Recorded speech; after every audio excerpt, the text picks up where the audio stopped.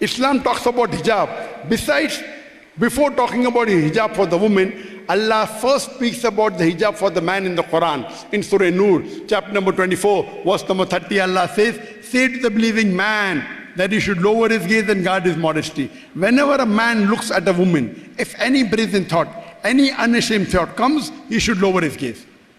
Once there was a young boy looking at a girl for a long time. He was staring. I said, what are you doing? It's haram. He said, a prophet said the first glance is permitted, second is prohibited. I have not completed half my glance. What did the prophet mean when he said the first is permitted, the second is prohibited? That means unintentionally, if you look at a woman, you cannot look at her again to stare on her beauty. That doesn't mean you can look at a woman for 10 minutes without blinking and saying, I have not completed my glance. The next verse speaks about the hijab for the woman. Say to the believing woman that she should lower her gaze and guard her modesty, and display not her beauty except what appears ordinarily of, and draw a head covering, her veil over the bosom, except in front of her husbands, her fathers, her husband's father, the son, and a big list of mahram is given. The men she cannot marry. And it's further mentioned in Surah Ahzab, chapter 33, verse 59. O Prophet, tell your wives and your daughters and the believing women that when they go abroad, they should wear the jilbab, the overcoat, so that they shall be recognized and they shall not be molested. There are basically 6 criteria of hijab.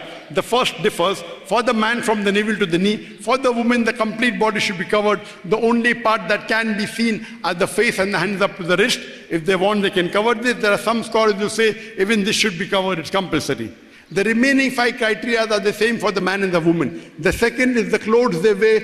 It should not be tight-fitting so that it reveals the figure. Third, it should not be transparent or translucent so that you can see through. Number 4, it should not be glamorous so that it attracts the opposite sex. Number 5, it should not resemble that of the opposite sex. Men cannot wear clothes of the woman, women cannot wear clothes of the men. And last and 6th, they should not wear clothes that which resemble that of the unbeliever. You cannot wear a cross, it's a sign of Christianity. You cannot put a vermil on, a tika, it's a sign of Hinduism. So this is basically the hijab for the dress. Besides the clothing, there's also hijab of the eyes, hijab of the heart, hijab of the thought. Besides the clothing hijab, it also depends how do you talk, how do you walk, how do you think, how do you behave. This is the total hijab. And I give the example that if there are 2 twin sisters who are very beautiful, equally beautiful, if one twin sister is wearing the Islamic hijab, complete body covered, the only part that is seen is the face and hands up to wrist. And the other twin sister who is equally beautiful, wearing the short skirt, mini skirt, low neck, and both of them are walking down the streets of Mombasa. And if round the corner there is a hooligan who's waiting for a catch, which girl will it tease? Will it tease the girl wearing the Islamic hijab, or will it tease the girl wearing the Western clothes? Western clothes. The answer is easy. You invite and you get it. So that's the reason Allah says in the Quran, hijab has been prescribed so that you may be recognized that you're modest and you will not be molested. I'm asking the question, do you know today, the country which has one of the highest rate of rape in the world is USA. According to the statistics of FBI, in 1990, in the full year, 102,555 rapes took place. And the statistics say only 16% were reported. To get the total figure, you have to multiply by 6.25, and you get an answer of 640,968 rapes took place in USA according to FBI in 1990. And the statistics say only 10% of the cases that were reported were arrested.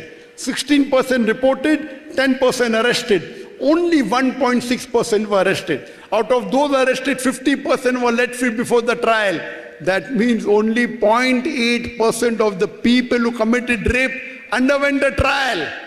That means you commit 125 rape. Chances you undergo a trial is only 1. Very good bargain. 125 girls you rape in USA, and the chances you undergo a trial is only 1. Very good. Very good ratio. And the statistics continue. Out of those that undergo a trial, more than 50% get less than 1 year. You know why? The judge said, he's committed rape the first time. Okay, less punishment. Though the US law says 7 years rigorous imprisonment. But the judge said, Pahli baar. 125 rapes he does. Undergoes a trial once. And then the judge says, first time. Half the people he say, less than 1 year punishment. Who wouldn't like to try?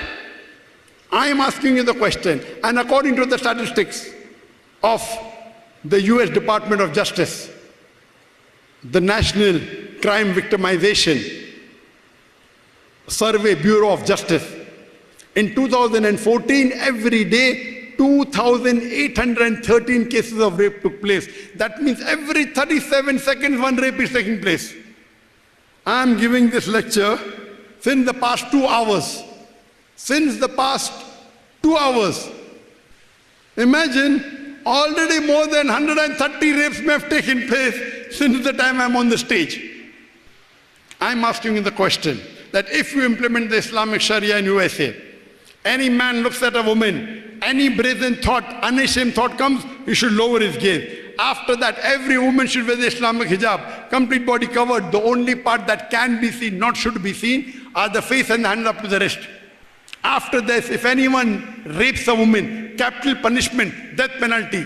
I am asking you the question, will the rate of rape in USA, will it increase? Will it remain the same or will it decrease? It will decrease. It's a practical law. You implement the Sharia and get results.